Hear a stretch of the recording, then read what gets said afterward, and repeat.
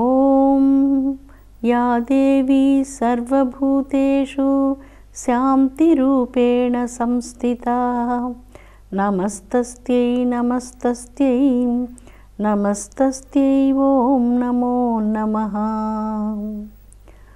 అమృతాత్మస్వరూపులైన మీ అందరికీ మీ తల్లి అవ్యాజ్యమైనటువంటి మాతృప్రేమనందిస్తూ గాయత్రి మంత్రంలో దేవస్య అన్న బీజమంత్రం పృథ్వీ గాయత్రి బీజమంత్రం.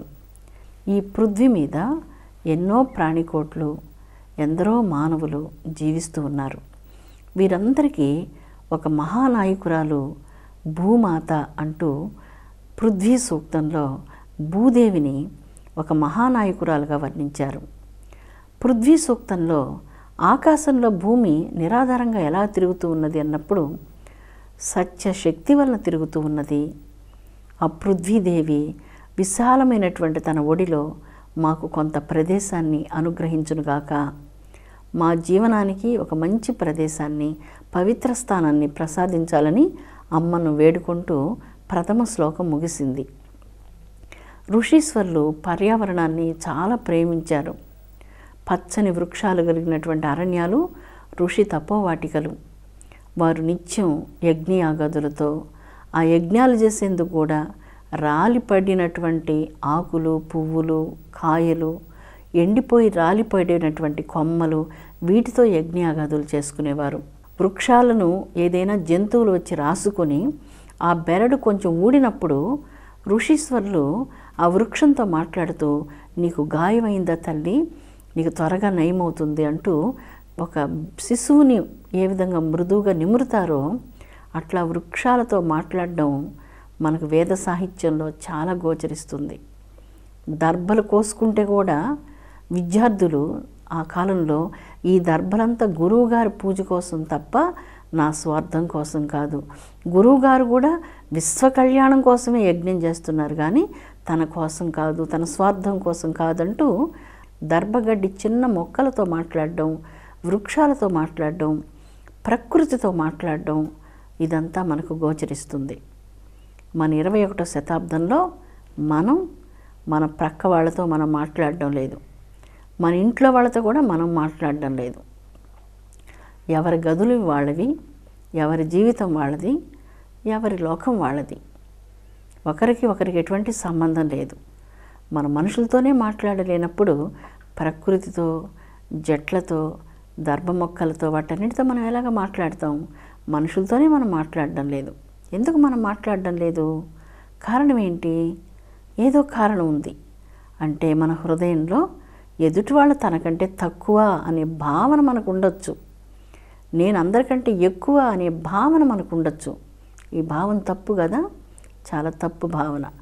ఈ తప్పు భావన వలన నాకంటే ఎదుటి వాళ్ళు తక్కువైనప్పుడు అలాంటి వాళ్ళతో నేనేంటి మాట్లాడడం, ఒకరితో నాకేమిటి అవసరం అనే ఒక భావనకు మనం లోనయ్యి మన సమాజంలో అపురూపమైనటువంటి మానవ బాంధవ్యాలను, ఆ మధురమైనటువంటి ఆ మధుర బాంధవ్య భావనను మన చేతులారా మనమే తెంచివేసుకున్నాం.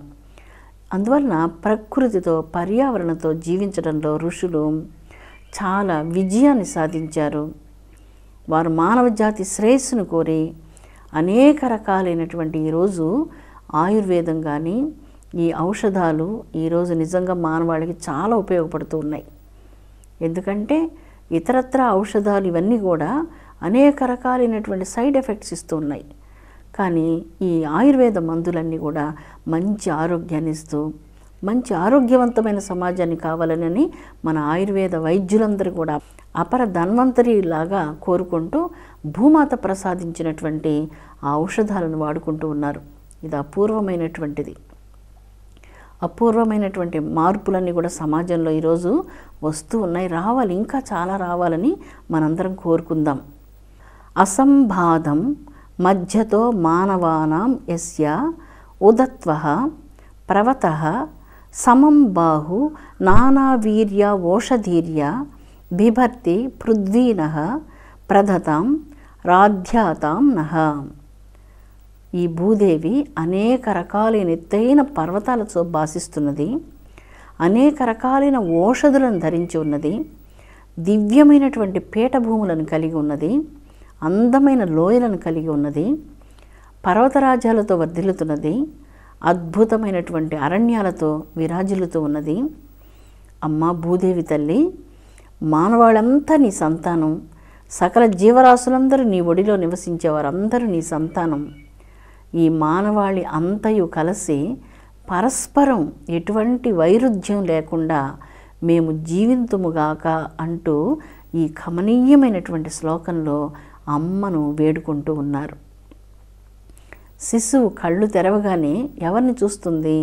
తల్లిని చూస్తుంది. అదేవిధంగా జ్ఞానమయ చక్షువును తెరచి వేద ఋషులు కన్నతల్లిని దర్శించారు. భూదేవిని కన్నతల్లిగా సాక్షాత్కరించుకున్నారు తమ మనోమయ నేత్రంతో. వారు సుందరమైన ఈ భూమిని మొత్తం వర్ణిస్తున్నారు. భూమి అంటే అందమైనటువంటి మంచు పర్వతాలు, సుందరమైనటువంటి అరణ్యాలు, చాలా సుందరమైన జలపాతాలు, అందమైనటువంటి నదీనదాలు, మనోహరంగా ప్రవహించేటువంటి సుందరమైనటువంటి చిన్న చిన్న నదులు, గంగాది నదులన్నీ, ఇవన్నిటితో భూమి చాలా సౌందర్యంగా ఉన్నది. అందువల్ల ఈ సుందరమైనటువంటి భూమిలో ఎత్తైనటువంటి కొండలు ఉన్నాయి కొన్ని ప్రదేశాల్లో. ఆ ఎత్తైన కొండల క్రిందనే చాలా లోతుగా ఉన్నటువంటి సుందరమైన లోయలు, ఈ ఎత్తైన పర్వతాల మీద సుందరమైనటువంటి జలపాతాలు, ఈ జలపాతాల సమీపంలో అనేక జీవజంతువులు, పక్షులు, వాని యొక్క మధురమైనటువంటి గానం, సుందరమైనటువంటి పుష్పాలు, వీటన్నిటితో భూదేవి చాలా కమనీయంగా మనోహరంగా ఉన్నది. భూదేవి మొట్టమొదటి ఉద్భవించినప్పుడు ఏ విధమైనటువంటి కలుషితాలు లేకుండా చాలా శోభాయమానంగా భూదేవి ప్రకాశిస్తూ ఉన్నది. ఇటువంటి సుందరమైనటువంటి భూమి మీద ఎత్తైన పర్వతాలే కాదు, చాలా పీఠభూములు కూడా ఉన్నాయి, సమతలమైనటువంటి ప్రదేశాలు ఉన్నాయి, ఎత్తైన గుట్టలు ఉన్నాయి, లోయలు ఉన్నాయి, చాలా అందంగా ఉంది. వీటన్నిటికీ నాయకురాలు ఎవరు? ఇవన్నీ భూదేవికి సంబంధించినటువంటివే, ఒకే కన్న తల్లికి సంబంధించినటువంటిది. ఈ పవిత్రమైనటువంటి భూమి మీద నివసించేటువంటి మానవులం అసంబాధం మధ్యతో మానవానాం యస్య ఉద్యతః ప్రవతః. ఎటువంటి పరిస్థితులలో ఈ భూమి మీద నివసిస్తున్నటువంటి సకల మానవాళిలో ఎంత పర్యంతం మానవులందరూ భూమి మీద వ్యాపించి ఉన్నారో అంత పర్యంతం పరస్పరం వైరుధ్యం లేకుండా, ఏ విధమైనటువంటి విరోధ భావాలు లేకుండా మేము జీవించాలి అంటూ 2వ శ్లోకంలో అమ్మను వేద ఋషులు వేడుకుంటూ ఉన్నారు. చాలా బాగున్నది. మనం చెప్పుకున్నాం కదా ఈ రోజుల్లో ఏ విధంగా మానవాళిని కష్టపెట్టాలి, దేశాలను కష్టపెట్టాలంటే ఆ దేశాల చుట్టూ ఉన్నటువంటి అరణ్యాలను తగలబెట్టండి, పరిసర గ్రామాల్లో ఉన్నటువంటి మానవ నష్టం జరుగుతుంది, అరణ్యం అంతా దగ్ధమైపోతుంది, వర్షాలు రావు, ప్రాణ నష్టం కలుగుతుందంటూ ఈ దశలో ఆలోచనలు ఈరోజు జరుగుతున్న సందర్భంలో వేద ఋషుల ఆలోచనలు మరొక రకంగా ఉన్నాయి. వారి ఆలోచన శుభప్రదంగా ఉన్నది, మంగళకరంగా ఉన్నది. ఏం ఆలోచిస్తున్నారు? ఎంతవరకు భూమి మీద మనుషులు వ్యాపించి ఉన్నారో అంతవరకు పరస్పరం ఏ దేశంలో కానీ, ఏ ఖండంలో కానీ, ఏ రాష్ట్రంలో కానీ, సకల భూగోళంలో ఉన్నటువంటి మానవులలో భూమి పుట్టినప్పటి నుంచి భూమి యొక్క చిట్ట చివరి స్థితి వరకు మానవులలో ఎటువంటి పరిస్థితులలో వైరుధ్యం కలగకుండా ఉండునుగాక అంటూ అమ్మను వేడుకుంటూ ఉన్నారు. ఎవ్వరు వినాశకరమైన భావాలు మా హృదయంలో ఉండకూడదు, మేమంతా ఐక్యమత్యంతో జీవించాలి అని కోరుకుంటూ ఉన్నారు. అమ్మ యొక్క ఒడిలో, అమ్మ మాకు కొంత భూమిని ప్రసాదించు, ఒక సుందరమైనటువంటి స్థానాన్ని మాకందరికీ, ఒక పవిత్రమైనటువంటి స్థానాన్ని ప్రసాదించు, నీ ఒడిలో మేము చల్లగా శాంతిగా జీవిస్తాము అంటూ ఈ 2వ శ్లోకంలో, మొదటి శ్లోకంలో కూడా తమకు కొంత భూమిని ప్రసాదించమని అమ్మను వేడుకుంటూ ఉన్నారు. భూమి, అందరికీ సొంత ఇళ్ళు కావాలని కోరిక ఉంటుంది, కానీ ఎంతమందికి సొంత గృహాలు ఉన్నాయి? చాలామందికి సొంత గృహాలు లేవు. ఎంతోమంది ఉద్యోగం చేస్తూ మంచి స్థితిలో ఉండి కూడా ఒక సొంత ఇల్లు కట్టుకోలేనటువంటి పరిస్థితులు కూడా మనం చూస్తూ ఉంటాం. ఇక నిరుపేదల స్థితికి వచ్చినప్పుడు వాళ్ళకు ఉన్నటువంటి గృహాలు చిన్న ప్లాస్టిక్ షీట్లు లాగా ఉండేటువంటి వాటితో అలాంటి ఇళ్ళు వేసుకొని హీనమైనటువంటి పరిస్థితుల్లో చాలా కష్టపడుతూ వర్షాలకు, ఎండలకు, గాలులకు, ధూళికి, దుమ్ముకు ఆ పిల్లలంతా కూడా అక్కడ పుట్టి పెరిగే పిల్లలు అనారోగ్యంతో మన జాతిలో, మన మానవ జాతిలో ఇలాంటి కష్టాలంతా పడుతూ ఉన్నారు. అందుకే వేద ఋషులు ఒక మంచి కోరికను అమ్మను కోరుతూ ఉన్నారు.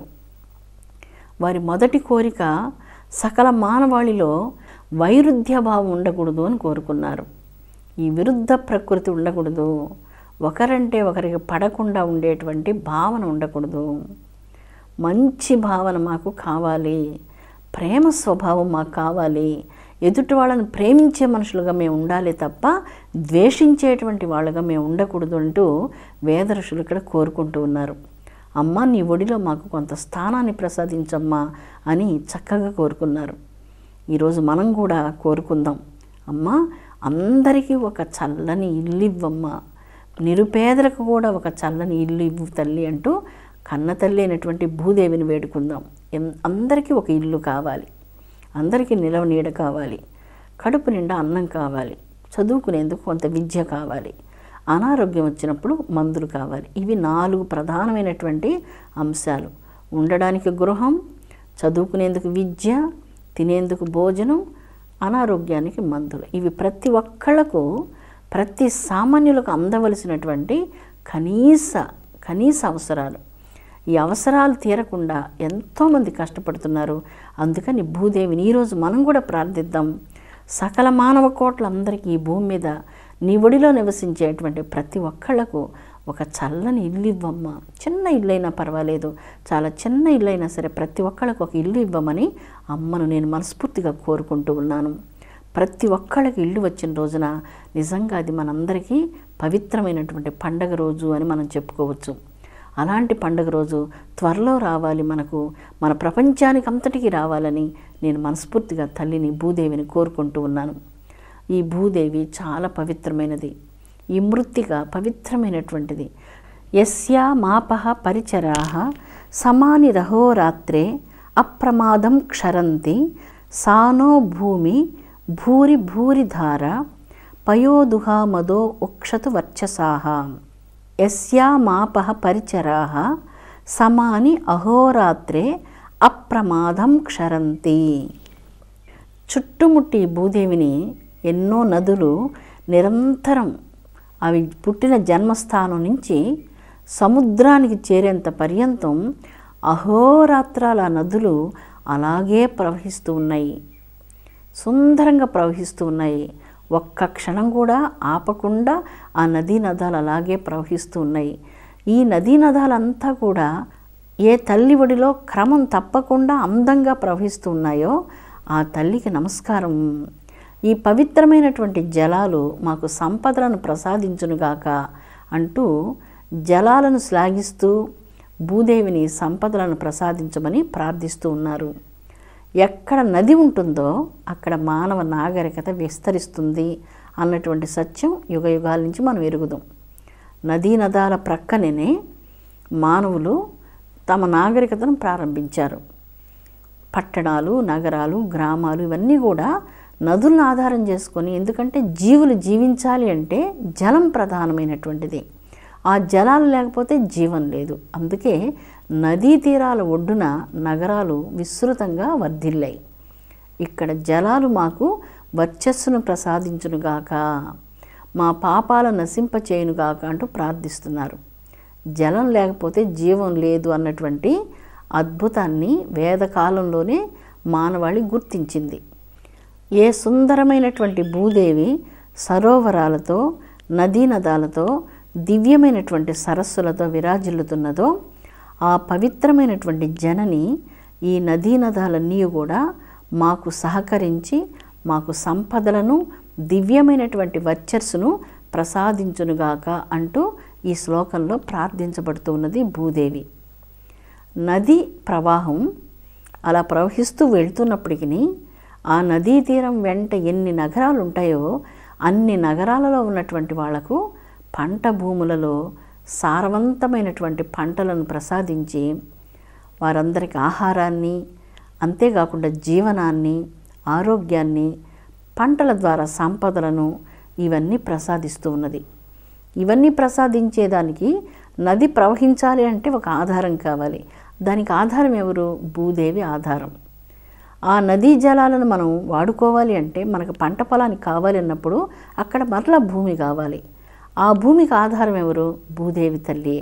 అందుకే భూదేవి తల్లి ఇక్కడ మనకు ఒక గృహాన్ని ఇస్తున్నది, తన ఒడిలో ఒక మంచి పంట పొలాన్ని ఇస్తున్నది, ఆ పంటలంతా పండేందుకు కావలసినటువంటి జలాలను ఇస్తున్నది. కొన్ని నెలల తరబడి స్నానం లేకపోతే శరీరం ధూళి దూషితమై అనారోగ్యం అయిపోతుంది. అందుకే జలాలు స్నానం చేయడం వలన వచ్చర్సు ఆరోగ్యాన్ని కలిగిస్తూ ఉన్నాయి. అటువంటి జలాలను తన మీద నిరంతరం ప్రవహింపచేస్తున్నటువంటి తల్లి భూదేవి తల్లి. ఆ తల్లి మాకు వచ్చర్సును ప్రసాదించునుగాక, దివ్య తేజస్సును అనుగ్రహించునుగాక, మాకు సమృద్ధమైనటువంటి పంటలను అనుగ్రహించునుగాక, మాకు ఒక మంచి ప్రదేశాన్ని, తన ఒడిలో ఒక చల్లని ఇల్లును అనుగ్రహించునుగాక అంటూ అమ్మను వేడుకోవడం ఈ కమనీయమైనటువంటి శ్లోకాలలో మనకు గోచరిస్తుంది. ఇక్కడ తమకి ఇవన్నీ ఇచ్చేటువంటి తల్లి మీద కృతజ్ఞతాభావంతో, దైవం పట్ల కృతజ్ఞతాభావంతో మానవ హృదయం పులకరిస్తూ ఉన్నది. ఇక్కడ ఎవరికైనా అపకారం చేసేటువంటి భావన ఋషి హృదయంలో మనకు గోచరించదు. ఈరోజు మన సమాజంలో మనం చూస్తున్నప్పుడు అనేక కలుషితాలను నదులలోకి విడిచిపెట్టి, నదుల ద్వారా వెళ్ళినటువంటి కలుషితమైన పదార్థాలు, ఈ ఫ్యాక్టరీలో ఉన్నటువంటి కలుషితాలు, ఇవన్నీ కూడా భూ వాతావరణాన్ని పూర్తిగా కలుషితం చేసేసాయి. భావ కలుషితం, వాతావరణంలో ఉన్నటువంటి భావ కలుషితానికి ప్రకృతే గజగజ వణికిపోతూ ఉన్నది. అందువల్ల వాయు కలుషితం, శబ్ద కలుషితం, భూమి కలుషితం, జల కలుషితం, మానవ అంతరంగాలు చాలా కలుషితమైపోయాయి. వీటన్నిటికి కారణం ఏంటి? మన స్వార్థం. మనం స్వార్థంతో జీవిస్తున్నందువలన, ఎదుటివారిని గురించి మనం ఆలోచించలేకపోతున్నందువలన ఈ వినాశనానికి అంతటికీ కారణం ఏర్పడింది. అందుకే సుందరమైనటువంటి భూమి ఈరోజు అనారోగ్యంలో నిండిపోయి ఉంది. ఎక్కడ చూసినా వాతావరణ కాలుష్యం. ఏ ప్రదేశాన్ని మనం చూసినా కూడా చాలా కాలుష్యం మనకు గోచరిస్తూ ఉన్నది. మనందరి భావాలలో నిస్వార్థ భావన రావాలి. ఎందుకంటే ఈ నిస్వార్థత్వాన్ని గురించి మనం చెట్టు దగ్గరికి వెళ్ళి చెప్తే చెట్టుకు అర్థం కాదు. కానీ చెట్టు మనకంటే చాలా నిస్వార్థత్వంగా ఉన్నది. చెట్టు మనకు నీడనిస్తుంది, అద్భుతమైనటువంటి ప్రాణవాయువునిస్తున్నది, ఫలాలనిస్తుంది, మనకు అనేక రకాలైన యజ్ఞ సమిధలను అందిస్తున్నది, మరి అనేక రకాల ఔషధులను అందిస్తూ ఉన్నది. ఇవన్నీ చేస్తూ ఉన్నాయి. అందువలన ప్రయోజనం లేనటువంటిది అని చెప్పలేం. అయితే మన భావాలని, వాటన్నిటినీ మానవుడు అందుకున్నంత సులభంగా ప్రకృతిలో అన్ని పంచభూతాలలో ఒక్కొక్క పంచభూతానికి 2 శక్తులు 3 శక్తులు ఉంటాయి. మానవుల్లోనే బుద్ధిశక్తి అధికంగా కలిగి ఉన్నాడు. అందుకని బుద్ధిశక్తి అధికంగా కలిగి ఉన్నటువంటి ప్రాణి గనుక మానవుడు ఈ సర్వోత్కృష్టమైనటువంటి బుద్ధిశక్తిని నిస్వార్థం వంకకు నడిపించాలి, నిస్వార్థత్వంతో జీవించాలి, సర్వోత్కృష్టమైనటువంటి జీవన విలువలతో మనం వర్ధిల్లాలి. అప్పుడే మానవ జీవితంలో శాంతి వస్తుంది. ఈ మధ్య మనందరం గ్లోబల్ వార్మింగ్ గురించి చాలా విన్నాం. ఎక్కడెక్కడ మంచు పర్వతాలన్నీ కూడా కరిగిపోతున్నాయి. ఎన్నో వేల సంవత్సరాలు ఉన్నటువంటి మంచు పర్వతాలు, లక్షలాది సంవత్సరాలుగా మంచు పర్వతాలుగా ఉన్నటువంటివి గత 10-12 సంవత్సరాల్లో పూర్తిగా కరిగిపోయి అక్కడ మట్టి కనిపిస్తూ ఉంది.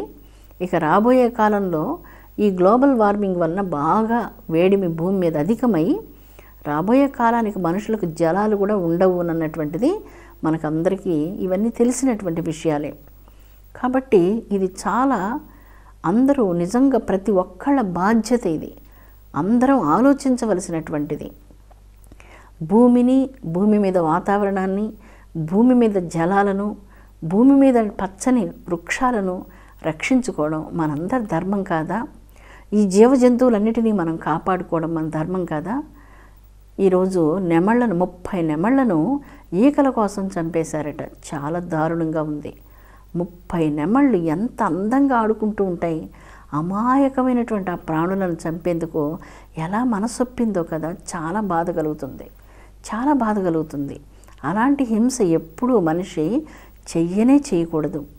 ప్రాణికోట్లను హింసించే అధికారం, సంహారం చేసే అధికారం ఎవ్వరికీ లేదు. ఇది ప్రకృతి న్యాయం, ఎవ్వరికీ లేదు. వీలైతే మనం సహకారం అందించాలి కానీ సంహారం మాత్రం చేసే అధికారం మనెవ్వరికీ లేదు. అమృతాత్మ స్వరూపులారా, ఇప్పుడు మనం చెప్పుకున్నటువంటి ఈ పృథ్వీ గాయత్రి మంత్రంలో పృథ్వీ గాయత్రీ దేవి యొక్క బీజమంత్రం స్యా అన్న బీజమంత్రాన్ని జపించడం చేత మన హృదయంలో ఉన్నటువంటి సింహిని అన్నటువంటి గ్రంథి వికాసం చెంది ధారణ అన్నటువంటి శక్తి మనకు కలుగుతుంది.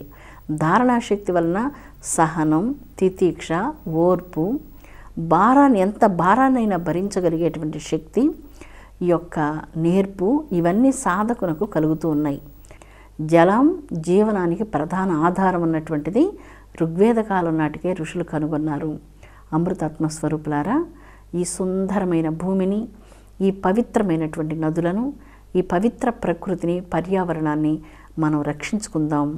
మనందరం ఈనాటి నుంచి దీక్షా కంకణబద్ధులమై మన పర్యావరణాన్ని రక్షించుకునేందుకు మన వంతు బాధ్యతను మనం నిర్వర్తిద్దాం. విశ్వశాంతి వర్ధిల్లునుగాక. ఓం శాంతి శాంతి శాంతి.